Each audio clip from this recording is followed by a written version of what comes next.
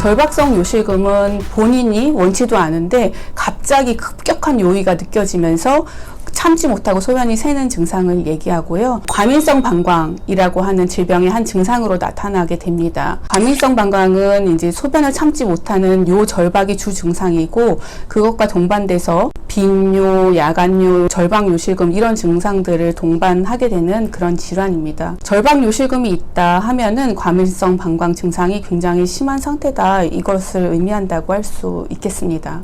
절박성 요실금은 그 원인이 방광의 과활동성 때문에 생기는 것이기 때문에 그 과활동성을 억제시켜주는 약물 치료, 그리고 방광을 이완시켜주는 그런 약물 치료를 첫 번째 치료로 시작할 수가 있어요. 방광이 갑자기 짜지 않도록 도와주는 수축력을 억제시켜주는 항무스카린제, 우리가 항콜린제라고도 부르는데, 그런 약물, 그리고 방광의 소변이 모여지는 저장기에 방광을 이완시켜서 더 많은 소변을 모을 수 있도록 하는 베타3 작용제, 크게 두 가지로 나뉠 수 있습니다. 항무스카린제는 하루에 한 번 복용하는 약이 있고 하루에 2번 복용하는 약이 있어요. 약마다 조금씩 다르거든요. 그리고 이제 무스카린 수용체의 종류가 좀 여러 가지이기 때문에 어떤 약을 먹었을 때 부작용이 적고 어떤 약을 드셨을 때 또 효과가 좋고, 이런 게 이제 사람마다 조금씩 다를 수가 있거든요. 요실금 약 먹으면은 합병증이 많다, 부작용이 많다, 이렇게 얘기하시는 게 방광 수축과 관련된 수용체를 억제시켜가지고 방광이 갑자기 짜지 않도록 해주는 건데, 무스카린 수용체가 여러 장기에 있기 때문입니다. 뇌라든지 침샘, 그리고 위장계, 그리고 눈물샘 이런 데도 존재를 하게 되거든요. 그래서 항무스카린제를 복용하게 되면 여러 가지 다른 증상들도 같이 올 수가 있어요. 가장 흔한 부작용은 입마름, 그 구갈하고 변비예요. 침샘에 침분비에 영향을 줘서 아침에 일어나면 입이 막 쩍쩍 갈라진다, 이렇게 얘기하시는 분들도 있고, 또 변비가 심해진다, 이렇게 얘기하시는 분들도 있고요. 눈물샘에도 작용한다고 했잖아요. 그래서 눈물샘이 막혀져 있는 혀부관 녹내장 같은 경우에는 안압이 올라가기 때문에 항무스카린제는 쓰면 안 되는 것으로 되어 있습니다. 그래서 이런 약물 치료를 시작할 때 선생님들한테 지금 본인이 무슨 약을 드시고 계신지, 어떤 병이 있는지를 확실하게 이제 보여주시고 상의하시면서 약을 쓰는 게 좋겠습니다. 입마름 증상 같은 경우는 이제 껌을 씹는다든지, 물을 또 너무 많이 마시게 되면 화장실 더 자주 가게 되잖아요. 그래서 입을 조금씩 축이는 이제 가글 같은 것이 도움이 될 수도 있겠고, 또 신사탕이나 이런 것들 복용하시면 침이 갑자기 확 많이 나오거든요. 그래서 그런 걸로 좀 극복을 할 수가 있고요. 변비 같은 거는 사실은 이제 극복법을 굉장히 잘 알고 계셔요. 그래서 어르신들이 나 변비 생겨서 유산균도 먹고 물도 조금씩 많이 먹고 고구마 같은 거 먹었어, 이렇게 얘기하시는 분들도 있는데, 그렇게 식이섬유 많은 그런 음식 같은 것들 드시면 좀 도움이 될 수 있습니다. 적어도 6개월 이상 복용을 하시는 거고, 그 효과는 이제 며칠 안에도 보실 수가 있는데, 사실 방광 기능 문제가 만성 질환이기 때문에 오랜 기간 치료가 필요하고요.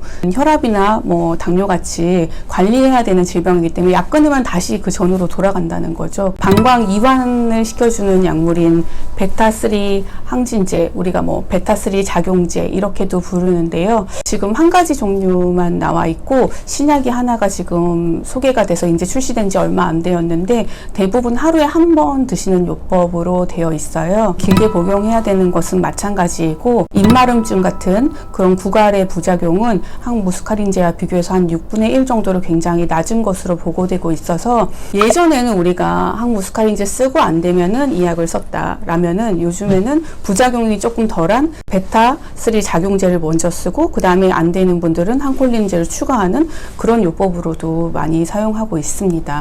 베타 수용체가 혈관, 심혈관계에 이제 존재하기 때문에 혈압이라든지 부정맥 관련한 합병증이 생길 수는 있어요. 근데 실제로 고혈압이 약 9% 정도에서 보고되었다라는 보고도 있긴 있는데, 가짜 약을 먹은 군이나 그냥 이 약을 드시는 분이나 거의 비슷하게 9% 정도 나타나서 실제 이제 연세가 드셔서 고혈압이 생기는 것과 약을 드셔도 생기는 거의 차이가 그렇게 명확치가 않거든요. 인과관계가. 그래서 저희 같은 경우는 뭐 조절되지 않는 고혈압이 있는 환자분들은 약을 쓰면 안 되지만 그냥 일반적으로 고혈압 약을 복용을 하시거나 조절이 잘 되시면 크게 뭐 약 쓰는데 무리가 되지는 않는다고 생각합니다.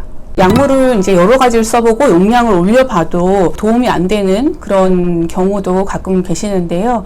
그런 경우에 해볼 수 있는 방법이 방광 안에 이제 보톡스 주사를 맞는 것입니다. 근육을 마비시켜서 방광이 갑자기 수축되지 않도록 도와주는 약물이기 때문에 어느 정도 약에 효과가 없는 분들한테는 도움이 될 수 있습니다.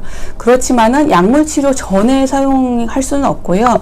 약에 반응이 없는 경우에 쓸 수가 있고 방광도 너무 마비돼서 오줌을 못 내는 경우도 드물게 있거든요. 그래서 방광 기능이 너무 떨어져 있는 분들한테는 좀 쓰기가 어려운 방법이라고 생각해서 이제 선별적인 치료가 필요하고요.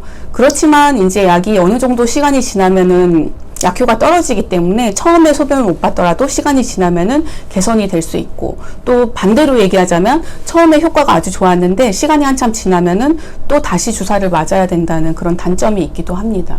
카페인 같은 것들이 방광을 좀 자극하기 때문에 카페인이 들은 음식들, 그러니까 커피, 뭐 홍차, 콜라, 초콜릿 뭐 이런 것들이 다 이제 과민성 방광 환자분들한테는 별로 좋지가 않고, 방광 훈련이라는 게 있어요. 갑작스런 요의가 왔을 때 다른 생각하면서 골반 근육 운동도 해보고, 아니면은 그 느낌을 피할 수 있게 뭐 어려운 계산이라든지 뭐 이런 것들 하면서 급한 느낌을 피한 다음에 소변을 보는 그런 방광 훈련을 주로 하시면 도움이 많이 되고, 물 섭취를 나는 조금밖에 안 해요 하는데 소변 보시는 거 적어온 거 보면 엄청 많으신 분들이 있고, 물 섭취를 많이 한다고 하시는데 너무 조금만 하시는 분들도 있거든요.